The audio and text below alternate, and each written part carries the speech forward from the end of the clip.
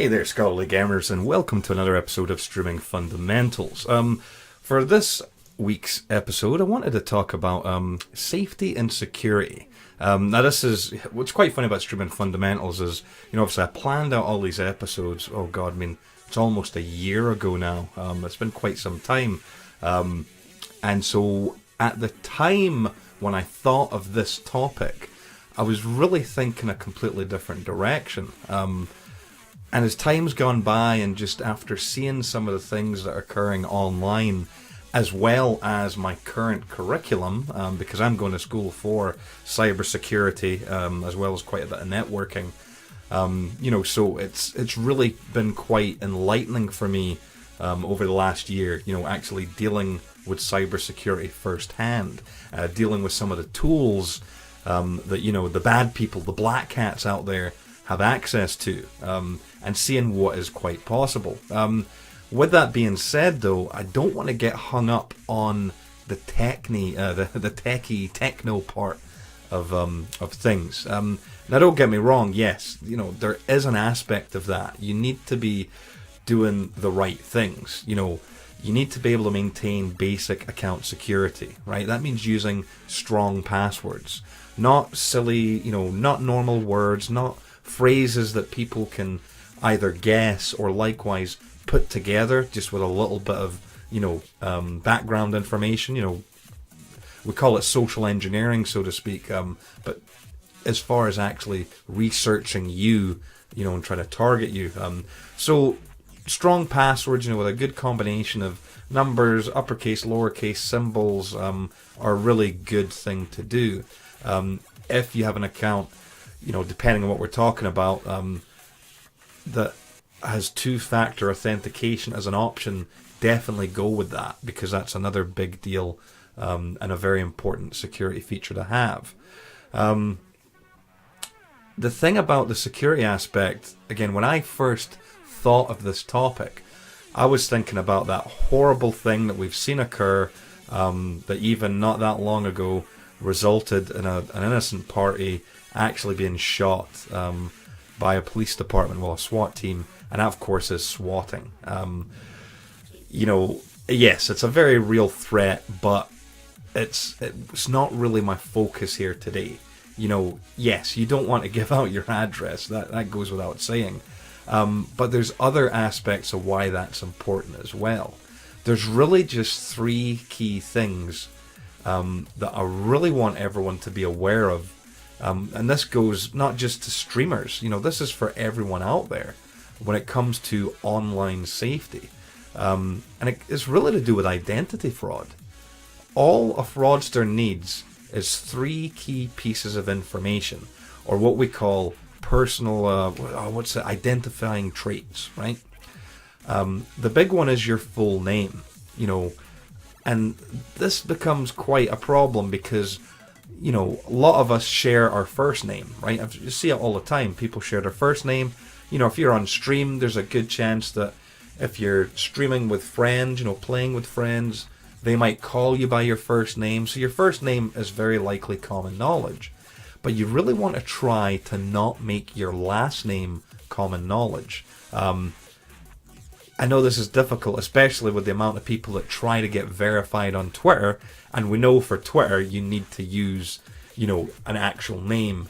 So it's just, be careful. You can get away with it as long as you make sure to safeguard all of your other information, but just let it be known that if you advertise your first and last name in full, then you're giving one of the three key pieces of information away for free, basically. The other two are going to be a little bit more difficult to come by, or so you would think. There's one that I see being thrown around all over the internet, especially on social media, Snapchat, Facebook, Twitter, and then a lot of times even on Twitch itself, and that is your actual birthday, right? Your actual birthday is such an important day for online fraudsters and hackers and anyone else who has some type of nefarious intent. It's not a good thing to advertise, honestly. If I have your full name and your birthday, there's actually a lot of things I can do with just that information. Usually you do need a little bit more. You need that third piece. But again, by handing out that info, you've just given the fraudsters 66% of the information they need with your full name and your birth date. I highly recommend for most streamers to keep their true birthday a secret and have a stream birthday, right? Have a public-facing birthday. There's many top-notch streamers out there. And when I say top-notch, maybe that's the wrong word. What I mean is highly popular, right? Streamers that have a lot of views, have a really big audience. Most of them know this. Most of them have been doing this for years. They do not advertise their actual birthday, and instead they have a stream birthday. And this is to allow them to share that day with their viewers. And if you think about it, right, the other bonus is you get to have 2 birthdays each year. One for yourself and your friends, your family, in private, and then the public one for your viewers. So, just have a think about that. It might be too late for you, but if you're just starting up, these are the things to look at when you're making any kind of social media account. You really, really need to try to keep those things private. The third one, and the one that is less likely to get advertised, is your actual address, right? You should really try to keep that secret. Because if I, for example, have your full name, your birth date, and your actual address, the things I can do, it's amazing. I can apply for a credit card in your name. I can even attempt a mortgage. For those type of large things like buying a car even, I'll need a little bit more data. But this is the problem. If we're talking about people who are skilled and know what they're doing, once they have those 3 bits of information, it's not that hard to then get additional information. Think about it. If I know your name and your address and you're talking about things on stream, right? Say you talk about your work or even where you work, but you haven't actually given out a lot of information. It doesn't take much for someone to call your place of work and say, oh, hey, by the way, this is Tony's whatever. Hey, I'm Tony's brother. I'm trying to get a hold of him. Or, hey, I'm Tony's previous employer, right? All of these types of avenues, these forms of social engineering that are possible, and you have to think about it. Do you trust the people at your work to be able to handle that type of phone call? The type of jobs I've had in the past, we would always verify. If we had someone phoning up claiming to be the police, saying, hey, look, I need information on this person, we would ask them for their name, their badge number, what department they are, and say, okay, we'll phone you back. We wouldn't ask them for a phone number because they might give us a bogus one if they were an imposter. We would instead take that information, then go look for that department, find the public phone number, and then call them directly. These are the types of things, if you do get a call asking that kind of information, obviously you're probably quite well versed and not going to give that info over the phone. But if you do happen to have a job, are your colleagues going to be able to do the same? Do you trust the person at the front desk not to hand out information if someone claiming to be the police phoned? Right? These are just things to be mindful of. I'm not trying to make you paranoid by any means. It's honestly just about awareness. If you can protect your real name, your actual date of birth, and your address, you're probably okay. Yes, there's a lot of other online things, when it comes to like DDoSing and packet sniffing and trying to poison your ARP cache and all this type. There's all the techno stuff, and that's fair enough. To protect yourself of those types of things, you need to make sure you've just got basic internet security first and foremost. That you've got a firewall running. Most people at home are relatively safe because you're working behind a firewall, usually behind a NAT as well. Your home router or router, depending on how you like to pronounce it, serves as a NAT device, which is network address translation. So you've got a few layers of security there. But when we factor in other things, prime example is one of the extensions, not extensions, sorry, but I can't remember if it was Streamlabs or Stream Elements that last year had a minor little glitch, which ended up showing a couple of streamers' actual IP address up in the little notification window when someone either subbed or donated, which is huge. That was a big deal. Luckily, the people it happened to, they had secondary internet lines and were able to quickly switch over.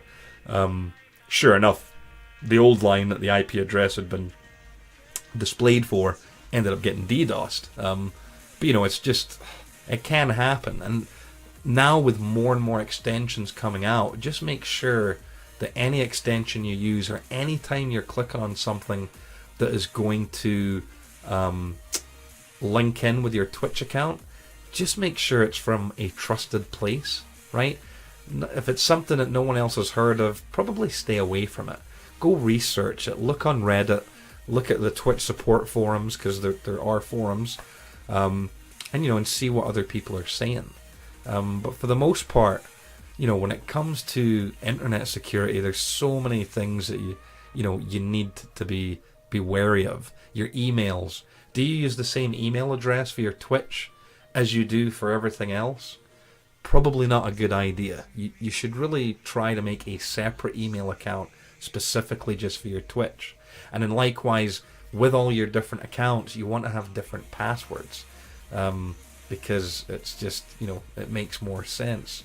Especially in this day and age where a lot of broadcasters, to try to make things easy, use the same username for all of their accounts. Their Twitch, their PSN, their Xbox, their Steam, or whatever.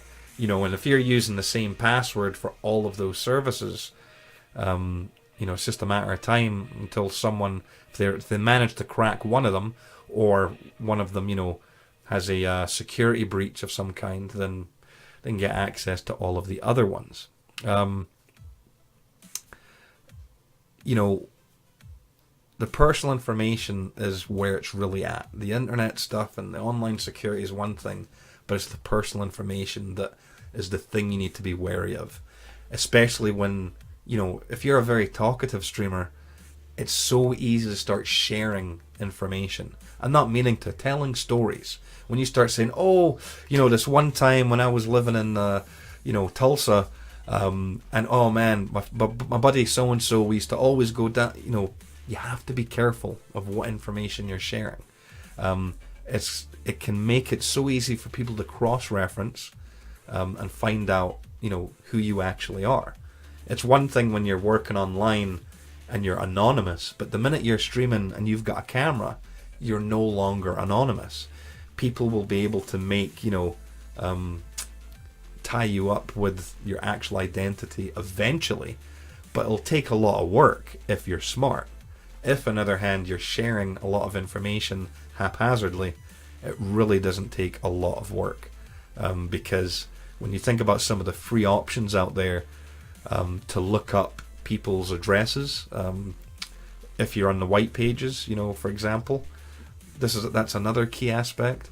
If you're taking streaming seriously and this is what you want to do, if your goal is to become an online influencer, you need to try to make sure that you're not listed on these public registers. Over in the UK, we can ask to be X directory. This is very, very common for people who work in law enforcement or any other government service. It's just a simple phone call or a simple email, a simple letter, going to the website and just asking to be X directory. It means that then you are no longer listed on any of those public records. And I would imagine, I'm sure the United States had a similar thing. I could have sworn when I was in the military years ago that I made myself X directory as well. I could have sworn that was the case. But yeah, I know I'm going over this over and over again, but you cannot appreciate how important it is. As I say, if someone gets your real full name, your actual birth date, and then gets your address, you might find yourself, with some pretty nasty credit bills building up without your knowledge, or even, you could end up owning a car somewhere, or somewhere in the world there's a car with your name, in your name, sorry. It's boggling. Again, I'm not trying to scare you. It's just be conscious and aware of what you say on stream. Likewise, if you're doing an IRL stream, which is really popular nowadays, be careful of what information you're showing. If you're walking out the front door of your house, that's probably not a good time to start your stream. Why don't you wait till you're at least a few blocks away from where you live? Even as simple as something in your back garden, right? Depending what's behind you, it's not that difficult. If someone can figure out what area-ish you're in by using things like Google Maps and looking for landmarks that are visible in the video, it doesn't take a genius or a rocket scientist to actually track down your location, to a relative kind of, a decent area. A prime example of this is I know of a very large partnered streamer on Twitch who does a really good job at keeping himself relatively safe and secure. Yes, his first name is common knowledge. His wife's first name is common knowledge. The city he lives in is actually pretty much common knowledge. And, for the longest time that kept him relatively safe. But then, I think, was it on Twitter or somewhere, he shared what his wife did for a living. And so just as an experiment, I had done this, and I wanted to see if I could find, they were over in the States. It's not like I was going to use this information for anything nasty. It was just more out of curiosity. And sure enough, once I had that piece of information, knowing what she did for a living, all I had to do was look for listings in the area for her profession, and sure enough, found her. Through that, got a home phone number. Through the home phone number and the name, was able to go to the white listings and get an actual address. And the person also made his birthday, well, as far as we know, it's his real birthday on stream. And there you go, I got 3 pieces of information. Never tried to do anything with it. Maybe if I did, I'd find out that, actually, he's using a stream-only birthday. But yeah, security, safety, those 3 bits of information, protect them the best you can. If you've already let one slip, don't worry about it. Just protect the other 2. If, on the other hand, you've got 2 out there, hey, watch yourself. You've given them a lot of information already. Try to keep your Twitter, your social media accounts, keep them, I hate using the word sterile, but, keep them safe, keep them clean. Don't give out that much information that can be used to, that's really, really quite private. As you become more public and get more followers, more viewers, you need to try to give yourself a layer of insulation, a bit of safety to protect yourself as well as your family and your loved ones. So yeah, hopefully that'll, get you pointed in the right direction. So I wanted to keep it relatively short, but I know, as always, things are never crazy short, are they? I'm sorry, I was trying to pull something up here. Yep, here we go. I just wanted to double check what we're talking about next time. Yes, next time we're going to talk about physical health, right? Taking care of yourself. Because, let's be honest, if you're sitting in a chair for 8 hours a day or more, that's not good for anyone. A lot of young kids out there can probably get away with it, but as you start to get a little bit older, there's a lot of things you have to be careful about. Especially when you take into consideration your diet, if you're drinking, if you're a smoker. Again, we've heard some nightmare stories in regards to that. So we're going to talk about some of the things you can do to make sure to take care of yourself physically. But that'll be next time. Anyway, thanks for watching. Make sure to check out all of our other content at scholarlygamers.com, as well as our other videos here on the Scholarly Gamers YouTube. You can always follow us on social media. Just look for the hashtag ScholarlyGamers. Same applies for any other platform that's out there. Facebook, Twitter, Twitch, YouTube. What else? Oh, am I forgetting anything? No. Check us out sometime, and we'll catch you next time.